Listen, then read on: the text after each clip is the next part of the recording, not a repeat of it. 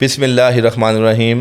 दौर जदीद में एक मर्ज़ बहुत तेज़ी से फैल रहा है जिसको हरफ आम में पित्ते की पथरी से मंसूब किया जाता है, गाल ब्लैडर स्टोन। और गाल ब्लैडर स्टोन में जदीद मेडिकल साइंस के पास कोई ट्रीटमेंट नहीं है माँ सिवाय ऑपरेशन के। लेकिन तिब के अंदर अल्हम्दुलिल्लाह बेहतरीन और कामयाब इलाज मौजूद है।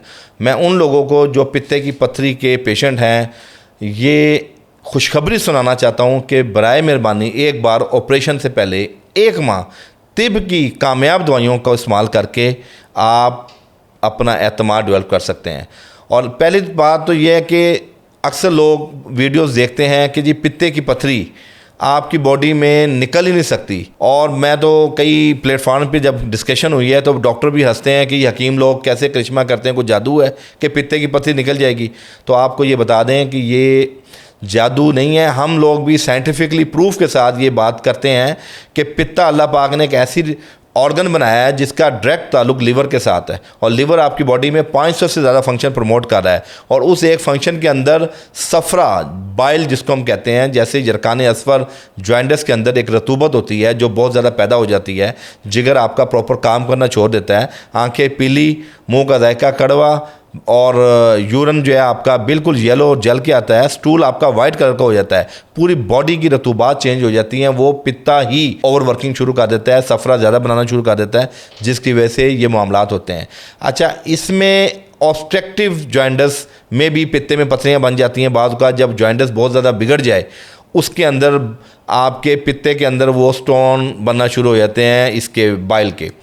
मैं आपको यही बताना चाहता हूँ कि हम लोग भी जानते हैं, हमने भी एनाटॉमी पढ़ी है कि ये जो बाइल डक्ट है इतनी बारीक होती है कि इसके अंदर से पानी रिस तो सकता है कि पथरी निकल नहीं सकती। आप ये देख लें जिस तरह बारिश, मैं एक मिसाल उसकी देता हूँ कि पहाड़ी इलाके में सर्दियों में, पहाड़ी इलाकों में सर्दियों में बर्फ़ जम जाती है।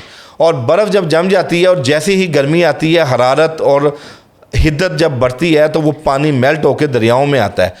तो बिल्कुल यही मजाज हमारी बॉडी में पित्ते की पथरी का है कि जब आपका लीवर मेटाबॉलिज्म स्लो हो जाता है तो पित्ता जो है रतूबात को जमाना शुरू कर देता है। और वही रतूबत जो पित्ता बनाता है वही अंदर जमती है। ये कोई गुर्दों की तरह क्रिस्टल ऑक्सलेट नहीं होते, ये कोई यूरिक एसिड की स्टोन नहीं होते, ये कोई कैल्शियम के स्टोन नहीं होते, ये सिस्टेटिक स्टोन नहीं होते। ये बेसिकली सिर्फ बाइल स्टोन होते हैं जो अंदर की रतूबत है वो जम जाती है। और जब हम दवाई देते हैं हम उसी मैकेनिज्म ऑफ ट्रीटमेंट के तहत दवाई देते हैं जिसके अंदर हम जिगर के फेल को दुरुस्त किया जाता है और एंटी इन्फ्लेमेटरी दवाई दे के उसकी सोज उतार के उसकी वाल थिकनेस को कम करके ब्लैडर की, गाल ब्लैडर की, तो उसकी जो रतूबत है उसको मेल्ट किया जाता है। और ये बहुत आसान तरीका है और बड़ा सेफ साइड तरीका है। तो हम लोग इसमें हमारे पास बड़ी बेहतरीन और कामयाब दवाइयाँ मौजूद हैं। तो ये हमारा मैकेनिज़्म है और सेफ साइड दवाइयाँ हैं। लेकिन इसके अंदर क्यों होती हैं इसका मैं चूँकि शुरू में बता नहीं सका।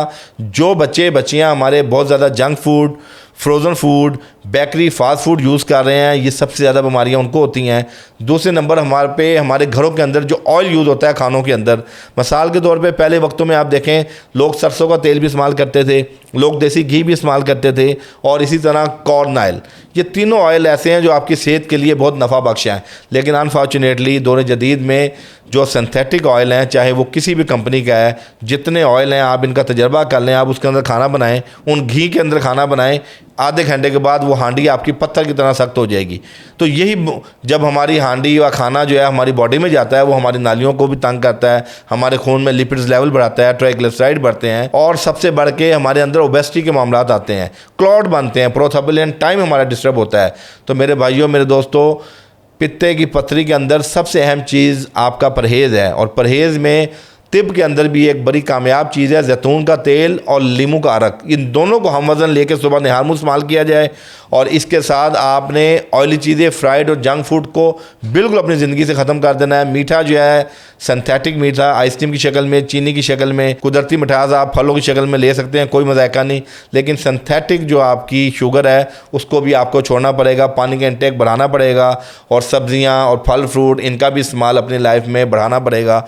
और उसके साथ जो हमारे पास हमारे इस मतब के अंदर अल्लाह पाक ने एक ज़बरदस्त सा एक फार्मूला बनाया है, पूरा एक कोर्स है इसका और बहुत मुनासिब कोर्स है, यानी कोई महंगा भी नहीं है, बहुत माकूल कीमत में ये कोर्स है। आप इसको इस्तेमाल करें।